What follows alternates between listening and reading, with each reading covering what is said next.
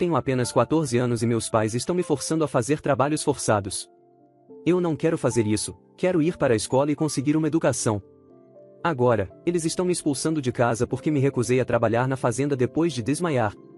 Felizmente, meu tio tem algo a dizer sobre isso que me faz sentir melhor. Sou o garoto de 14 anos mais infeliz do mundo. Estou no interior do Arkansas, onde a maioria das pessoas são agricultores. As crianças são obrigadas a começar a trabalhar na fazenda desde cedo, e apenas alguns pais entendem a importância da educação e se preocupam em mandar seus filhos para a escola. Eu não tive a sorte de ter pais assim. Meu pai não tem terra própria, mas ele sempre compra produtos de diferentes agricultores e os vende no mercado. Tenho um irmão mais novo de 10 anos chamado Ada. Eu estava no primeiro ano do ensino médio quando fiz 14 anos. Embora eu não entendesse totalmente a importância da educação, sabia que queria ser algo mais do que um fazendeiro. Porém, meu pai frustrou minhas esperanças. Dias depois do meu aniversário de 14 anos, ele me chamou para o quarto dele e disse que havia chegado a hora de eu abandonar meus estudos. Ele disse que acordos foram feitos com um amigo que possuía uma grande extensão de terras agrícolas, e eu seria um dos trabalhadores contratados. Eu tinha 14 anos, era magro e não tinha o tipo de resistência física que meus colegas tinham. Não sabia se era porque meu irmão e eu não fomos devidamente alimentados pelos nossos pais. Senti-me mal com o acordo, mas não estava absolutamente em posição de expressar minha opinião ou desafiar meus pais. Foi assim que dei adeus à minha educação. Desmaiei na fazenda no meu primeiro dia de trabalho devido ao cansaço. Não consigo descrever completamente a comoção que aconteceu depois que fui ressuscitado. O próprio dono da fazenda me levou de volta para casa para meus pais. Ele contou aos meus pais o que aconteceu, mas eles estavam mais preocupados em fazer com que eu voltasse a trabalhar o mais rápido possível. Meu pai disse ao amigo para não se preocupar, pois eu retomaria o trabalho no dia seguinte, depois de ter descansado aquele dia. Eu fiquei magoado com os comentários de meu pai, mas a resposta do amigo foi reconfortante. Ele disse aos meus pais que não estava mais disposto a me deixar trabalhar em sua fazenda porque não achava que eu estava em condições. Meu pai tentou convencê-lo. Mas ele disse que não queria se envolver em nenhum tipo de problema. Ele saiu de casa e meus pais ficaram com raiva de mim pelos dias seguintes. Meu irmão mais novo assistiu com terror porque sabia que era o mesmo que o esperava em 4 anos, se não menos. Meu pai tentou arranjar outros trabalhos para mim, mas as notícias sobre como desmaiei na fazenda se espalharam pela comunidade. Foi muito difícil para ele convencer alguém a me contratar. Minha presença em casa começou a irritar meus pais. Eu nunca parecia fazer algo certo aos olhos deles. Eles reduziram a quantidade de comida que eu comia e ainda reclamavam que eu comia demais. Se algo estivesse fora do lugar, ninguém mais era responsabilizado, tudo recaía sobre mim. Era surpreendente que eles não reclamassem que eu estava consumindo muito oxigênio da atmosfera. Depois que meu pai falhou em conseguir outro emprego para mim, pensei que seria uma boa ideia voltar para a escola em vez de ficar em casa sem fazer nada. Então, me aproximei dos meus pais numa noite e fiz a sugestão, mas foi uma ideia terrível. Quando entrei no quarto dos meus pais, vi seus rostos contorcidos que indicavam seu desgosto pela minha presença. Disse a eles que precisava falar sobre algo muito importante. Meu pai pediu para eu me apressar com o que queria dizer, e comecei a explicar como sentia que ir para a escola seria a melhor maneira de usar meu tempo. Porque não podia simplesmente ficar preguiçosamente em casa sem fazer nada, minha mãe se levantou da cama e passou por mim como se fosse usar o banheiro. Enquanto eu continuava a falar, ouvi imediatamente um grande estrondo e vi estrelas. Minha mãe me deu um tapa forte por trás e eu cambaleei um pouco. Ela ameaçou me castigar se eu não fechasse a boca, dizendo que sou fraco demais para trabalhar e fraco demais para contribuir com a família. Mas quando se tratava da escola, minha determinação estava acima de tudo. Ela se virou para meu pai e afirmou que sua suspeita o tempo todo estava correta. Minha mãe disse a meu pai que eu tinha inventado o drama do desmaio apenas para garantir que nunca fosse mandado de volta para a fazenda para trabalhar. Meu pai então me deu um ultimato para sair todos os dias e encontrar alguém disposto a me contratar para trabalhar. Caso contrário, ele me expulsaria de casa. Depois de uma semana sem sucesso, meu pai cumpriu sua promessa e me expulsou de casa. Inicialmente, eles me ignoraram quando eu disse que não conseguia encontrar trabalho, mas eu nunca soube que eles já estavam planejando minha saída. Fiquei surpreso quando vi o CPS em nossa casa, Serviço de Proteção à Criança, equivalente ao Conselho Tutelar. Eu não queria que eles me levassem para um lar adotivo ou um orfanato. Os serviços de proteção à criança estavam em nossa casa, e eu não tinha certeza se o que meus pais alegavam era verdade ou se era apenas um caso de pais irresponsáveis tentando fugir de suas responsabilidades. Eu ouvi meus pais falando sobre como os negócios estavam indo mal e como estava sendo difícil alimentar a mim e ao meu irmão mais novo. Eles disseram que, naquele momento, só podiam cuidar de um de nós. Depois que os agentes do CPS ouviram isso, notaram que, antes de me mandar para um lar adotivo ou orfanato, precisariam verificar se havia algum parente vivo dos meus pais que estivesse disposto a me acolher. Só depois disso eles resolveriam outras opções, como orfanato ou adoção. Meu pai disse imediatamente que o único parente vivo que ele tinha era seu irmão, o tio Paulo, que morava na cidade. Eles não o viam há muito tempo, então ele não tinha certeza se o tio Paulo seria capaz de me acolher. Meu pai alegou que o tio Paulo estava enfrentando dificuldades a última vez que ouviu falar dele, e você sabe quanto tempo se passou? 7 anos. Sim, 7 anos. Meu pai não teve contato com o único parente vivo que ele tem há 7 anos e estava usando informações antigas para concluir qual seria o resultado se o CPS o abordasse e perguntasse se ele poderia me acolher. Na verdade, há uma grande possibilidade de que o tio Paulo possa estar financeiramente capaz de me acolher. Mas eu não tenho certeza se ele estaria disposto, e isso é algo que meus pais sabem muito bem. O tio Paulo morou conosco anos atrás, quando ele fez faculdade, contra o conselho do meu pai, que até hoje ainda vê os estudos como uma perda de tempo e recursos. Eu me lembro vividamente de várias vezes em que meu pai quase brigou com ele porque sentia que o tio Paulo estava apenas usando a educação como uma desculpa para ser preguiçoso e não se juntar a ele na fazenda. Bem, o tio Paulo se formou na faculdade e teria feito mestrado, mas não havia dinheiro, então ele decidiu que era hora de conseguir um emprego. Ele fez o seu melhor, mas não teve sorte e meu pai começou a ficar irritado. Chegou a um ponto em que meu pai não conseguia mais reprimir sua raiva, então ele chamou o tio Paulo um dia e pediu que saísse de casa porque não podia continuar alimentando-o. O tio Paulo tentou explicar ao meu pai que estava fazendo o seu melhor para conseguir um trabalho. Mas meu pai colocou a culpa da situação no tio Paulo, acusando-o de desperdiçar seu tempo e poucos recursos na escola. O tio Paulo foi forçado a sair de casa naquele dia, e em vez de permanecer no campo, ele se mudou definitivamente para a cidade. Agora, aqui está a minha pergunta: se você fosse o tio Paulo e tivesse conseguido ganhar dinheiro, estaria disposto a acolher o filho do seu irmão que o expulsou de casa e nunca ligou para saber como você estava todos esses anos? O CPS prometeu que entraria em contato com meu tio para ver qual seria a resposta dele. Sinto-me desconfortável porque acredito que meu tio não gostaria de me acolher e eu poderia acabar em um lar adotivo. Acho que descobrirei meu destino em apenas alguns dias. Já se passaram 5 anos e agora já estou com 19 anos, e já sou um adulto crescido. Desde que prometi que ia manter vocês atualizados. Peço muitas desculpas, acabei me ocupando com a minha vida. O CPS voltou aos meus pais e informou que meu tio decidiu me acolher. Meus pais ficaram tão surpresos quanto eu, pois achavam que o tio Paulo recompensaria o ato de maldade deles com crueldade. Eles ficaram bastante felizes por eu estar sendo tirado das mãos deles. Enquanto esperávamos o dia da consulta, quando eu seria tirado de casa para viver com meu tio, meus pais repetidamente me disseram que, por ter decidido trilhar o caminho do tio Paulo, eu acabaria como ele. As palavras dos meus pais nunca tiveram um impacto tão negativo sobre mim quanto no dia em que fui para a casa do tio Paulo. Lembro-me do dia em que fui levado pelo CPS. A única pessoa que estava emocionada com a minha partida foi meu irmão mais novo, Ada. Ele correu atrás de mim enquanto eu era conduzido para longe, me segurou com força e começou a chorar, dizendo que não queria que eu fosse embora. Não consigo descrever a dor que senti naquele momento. Imediatamente, ao ver meu irmão chorar, meus pais não gritaram com meu irmão por tentar atrasar minha partida, pois o CPS perceberia que tipo de pais eles eram. Eles disseram a Ada e a mim que a minha partida era o melhor para todos, mas eu tinha certeza de uma coisa: Adam teria um encontro com o cinto do meu pai naquele dia. Eu estava nervoso enquanto dirigíamos para a casa do meu tio. Quando chegamos lá, ele parecia muito feliz em me ver depois de tantos anos. Eu não fui tocado por sua demonstração de carinho e emoção porque senti que tudo aquilo era apenas uma encenação. Eu queria acreditar que ele tinha boas intenções comigo. Após cerca de 5 minutos discutindo com ele, o serviço de proteção à criança me deixou com ele e eu me preparei para o pior, mas nunca veio. O tio Paulo exclamou que eu estava magro como um graveto e depois me mostrou meu quarto. Rapidamente, ele começou a preparar algo para eu comer. A qualidade da refeição era surpreendente, algo que nunca tinha experimentado na vida. Se meus pais consideravam isso um fracasso na vida, eu adoraria me tornar um fracasso também. Eu limpei meu prato em 5 minutos, e sem perguntar se eu estava satisfeito, meu tio serviu mais um pouco.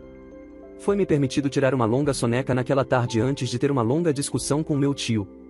Ele balançou a cabeça com decepção quando expliquei a ele o que realmente aconteceu. Ele me explicou que provavelmente meus pais não queriam envolver o CPS, e que a intenção deles era me jogar fora como lixo. Mas eles não tinham outra opção pois isso teria sido considerado abandono, e eles poderiam ser presos por isso, então foi por isso que eles envolveram o CPS. tio Paulo imediatamente me colocou de volta na escola.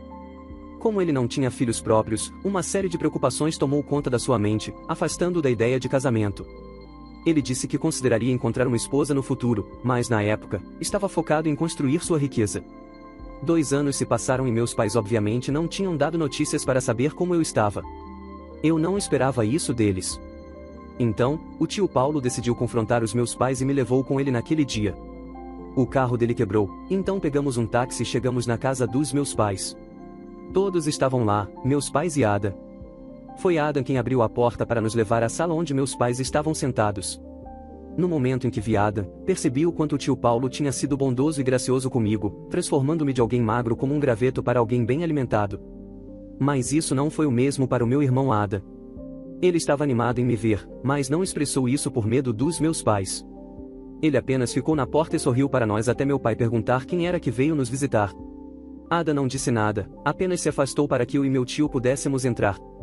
Minha mãe foi a primeira a falar, e tanto o tom quanto as palavras que saíram de sua boca estavam carregados de sarcasmo e zombaria. Ela perguntou se meu tio já estava cansado, e com isso queria dizer cansado de mim.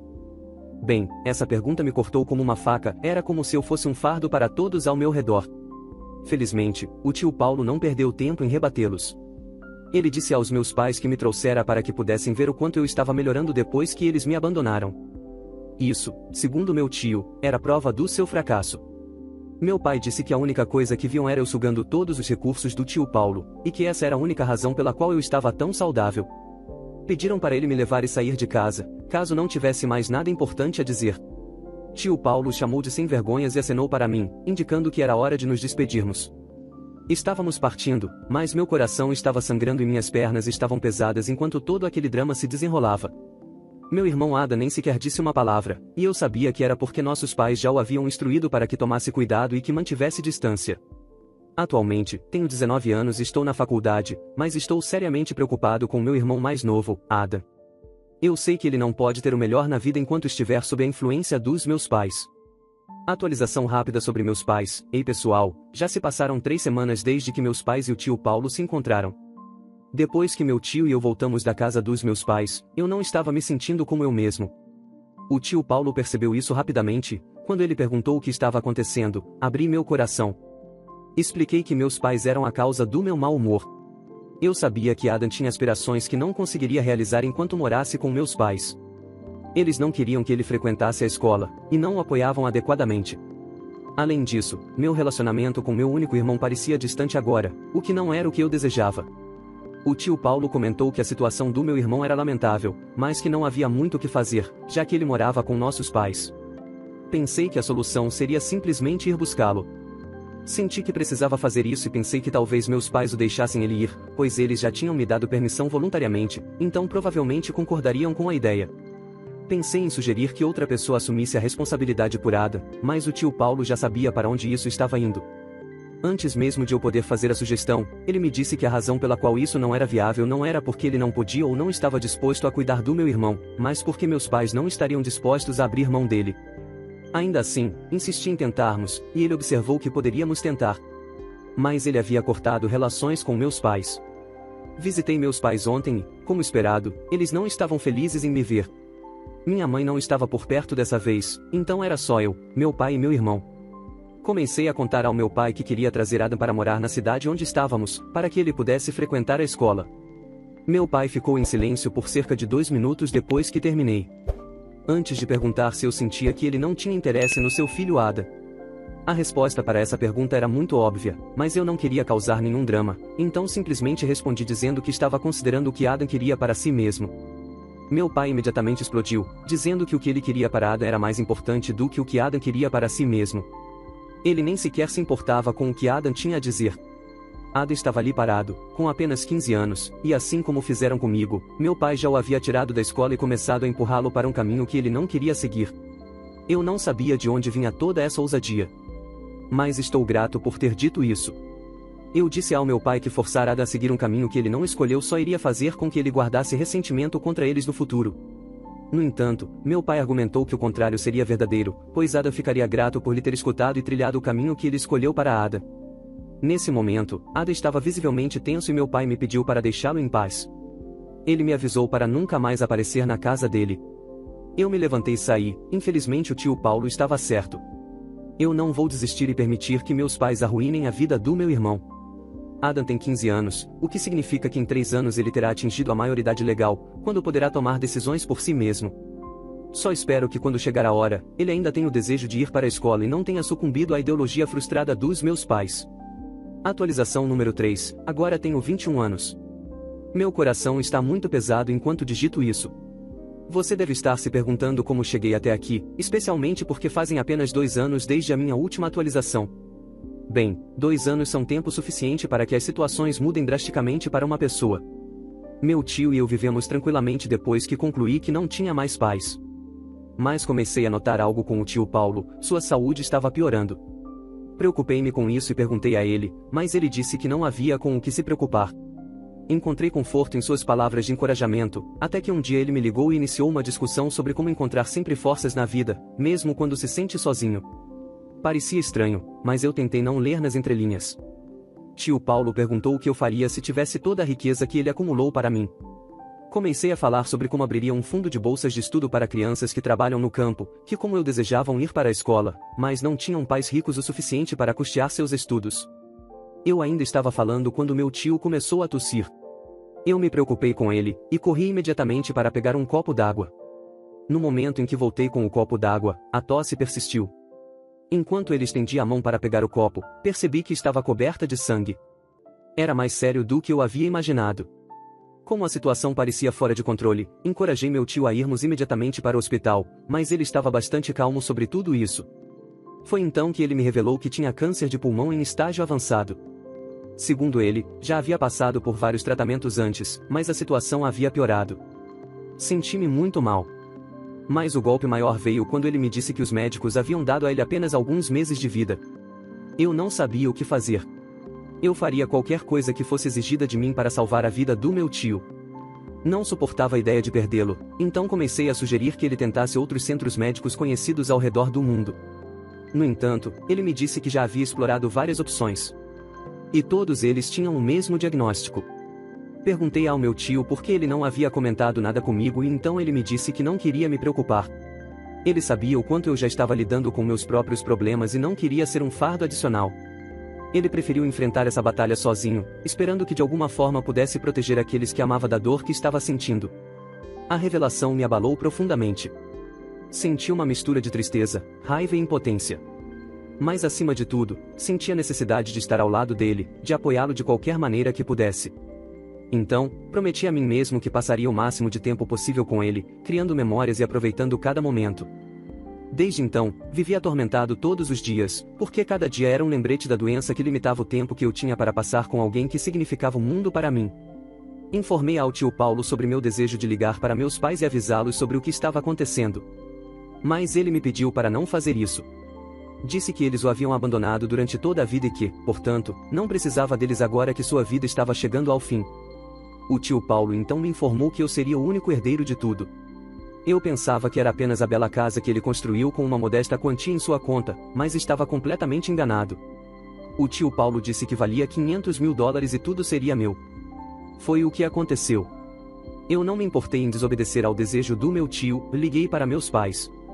Eu sabia como as coisas estavam difíceis entre nós, mas estava disposto a ignorar a dor que meus pais me causaram ao longo dos anos para que meu pai pudesse se reconciliar com seu único irmão, que estava prestes a morrer. Meu pai não atendeu, então liguei para minha mãe. Ela atendeu e ouviu minha voz claramente. Ela resmungou e passou o telefone para meu pai. Ele respondeu com um sim, o que significava que eu tinha alguns segundos para explicar o motivo da ligação. Eu disse a ele que o tio Paulo estava gravemente doente e internado no hospital. Eu ainda estava falando, prestes a chegar ao ponto em que o tio Paulo tinha apenas algumas semanas de vida, quando meu pai explodiu de raiva ao telefone. Ele disse que, após tudo o que meu tio fez com ele, eu estava agora ligando para pedir dinheiro para tratamento, o que não era a parte dolorosa. A parte dolorosa foi quando meu pai disse que mesmo que tanto o tio Paulo quanto eu estivéssemos morrendo, não receberíamos um centavo do seu dinheiro suado, então encerrei a ligação. Esse homem era sem coração e cruel. Eu não teria ficado tão irritado se tivesse escutado o tio Paulo e não entrado em contato com meu pai. O tio Paulo faleceu esta semana e apesar de termos conversado muito sobre ser forte quando ele partisse, simplesmente não tem como estar preparado para isso. Sua partida deixou um vazio profundo em minha vida. Ele não era apenas um tio, mas um grande amigo próximo. Eu o via como um pai. Suas palavras de sabedoria e seu apoio incondicional foram uma luz constante em momentos difíceis. Agora, sem ele, sinto-me perdido. A dor da sua ausência é imensa, e a realidade de que não poderei mais ouvir sua voz tranquilizadora é difícil de aceitar. Ainda assim, tento me consolar com as lembranças dos momentos preciosos que compartilhamos e com o impacto positivo que ele teve em minha vida. Como contei a vocês, desobedeci o último desejo do meu tio de não informar meus pais sobre sua doença. E depois que meu pai deixou claro que não se importava se eu ou meu tio estivéssemos mortos, decidi não deixar meus pais saberem que ele havia falecido. Nunca havia organizado uma festa na minha vida, muito menos um funeral, então não tinha ideia por onde começar. Felizmente, as coisas parecem estar fluindo sem estresse por enquanto. Quando informei os amigos mais próximos dele sobre sua morte, eles assumiram a responsabilidade de garantir que meu tio tivesse um enterro adequado. Chegou o dia do funeral. Foi lamentável não ter familiares por perto para me oferecer o apoio emocional que tanto precisava. Tio Paulo não era apenas um tio para mim, ele foi como o pai que meu próprio pai se recusou a ser, a mãe que minha própria mãe se recusou a ser, e muito mais. Como ele não tinha religião, a cerimônia não ocorreu em uma igreja, mas em uma casa funerária, conforme seu desejo expresso. Era hora de prestar nossas últimas homenagens, e fui o primeiro a ver tio Paulo deitado no caixão, como se estivesse apenas dormindo tranquilamente. Parecia um pesadelo do qual daria qualquer coisa para acordar. Foi um desafio segurar as lágrimas e manter a compostura como um adulto. Encontrei um canto onde poderia deixar meus pensamentos fluírem sem interrupções. De repente, fui trazido de volta à realidade ao ouvir alguém descrever o tio como uma boa alma. A voz era surpreendentemente familiar, parecida com a do meu pai. Virei-me e vi meus pais ali, ao lado dos últimos amigos do tio, que se aproximavam como se o conhecessem profundamente. A tristeza que senti imediatamente se transformou em raiva, e comecei a caminhar na direção dos meus pais, sem ter ideia do que faria a seguir. Mas eu sabia que não queria que eles estivessem lá. Eles não deveriam estar lá. Me aproximei e minha mãe perguntou por que eu nunca os informei que o tio Paulo estava morto. Respondi dizendo, porque meu falecido tio não queria que eles participassem de seu funeral e achava melhor que não estivessem presentes. Minha mãe respondeu que eu não tinha o direito de fazer tais exigências, e eu estava prestes a criar uma cena quando fui interrompido. Era hora de proceder com a cremação do meu tio e então ignorei meus pais.